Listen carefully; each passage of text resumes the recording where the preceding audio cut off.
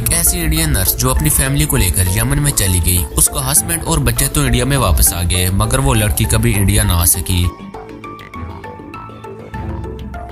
نمیشا جو کیرل کی رہنے والی ایک نرس تھی، اس کے ہسبینڈ کا نام تھامس اور اس کے 2 بچے تھے۔ 2011 میں یہ انڈیا سے یمن چلے جاتے ہیں۔ یہ فیملی اس لیے یمن جاتی ہے تاکہ یہ وہاں اپنا میڈیکل کا کام کرے۔ نمیشا نے اب ایک ہاسپٹل میں کام کرنا شروع کر دیا۔ تھامس نے بھی ایک جاب جوائن کر لی۔ 3 سال یمن میں گزارنے کے بعد ان کی آمدن اتنی نہیں تھی جتنے کی ان کو امید تھی۔ تھامس نے اپنی وائف نمیشا سے کہا یہاں بھی بہت مشکل ہے۔ تھامس اب اپنے دونوں بچوں کو لے کر کیرل واپس چلا جاتا ہے۔ نمیشا یہ کہہ کر یمن میں رک جاتی ہے کہ میں تھوڑی اور محنت کرتی ہوں، کیا پتا قسمت چمک جائے۔ یمن میں رکنا ہی نمیشا کی سب سے بڑی غلطی تھی۔ نمیشا نے سوچا کیوں نہ اپنا کلینک کھولا جائے، مگر یمن کا ایک اصول ہے کسی دوسرے ملک کا کوئی اور بندہ ہاسپٹل یا کلینک نہیں کھول سکتا۔ نمیشا کو اب وہاں کے سارے لوگ جانتے تھے جہاں وہ رہتی تھی۔ ان میں سے ایک میڈیکل سٹاف کا ایک لڑکا جس کا نام حنان تھا۔ نمیشا اور حنان کے لیے بڑی مشکل یہ تھی کہ ان دونوں نے مل کے پیسے لگانے تھے، مگر نمیشا انڈیا سے تعلق رکھتی تھی۔ نمیشا کو خیال آیا تھامس کا ایک دوست طلال مہدی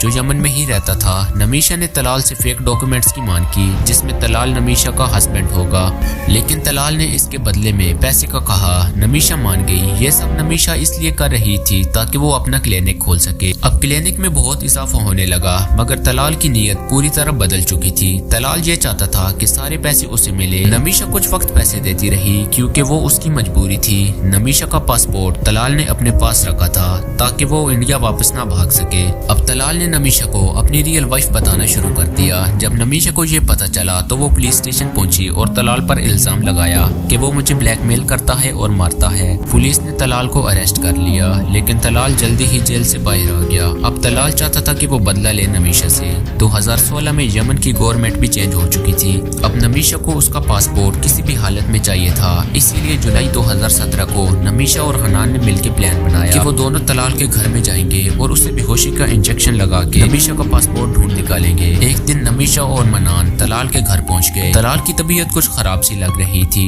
نمیشا نے اب طلال کو انجیکشن لگا دیا۔ طلال بے ہوش ہو گیا۔ نمیشا اب اپنا پاسپورٹ ڈھونڈنے میں لگ گئی۔ نمیشا کو پورے گھر میں پاسپورٹ نہیں مل رہا تھا۔ نمیشا نے طلال کو اوور ڈوز لگایا جس کی وجہ سے طلال کی موت ہو چکی تھی۔ 4 سے 5 دن گزرنے کے بعد پولیس نے CCTV کیمراز میں نمیشا اور حنان کو طلال کے گھر میں دیکھا تو پولیس نے ان دونوں کو اریسٹ کر لیا اور یہ مقدمہ 2017 میں سپریم کورٹ میں چلا گیا۔ کورٹ نے نمیشا کو سزائے موت اور حنان کو عمر قید کی سزا سنا دی۔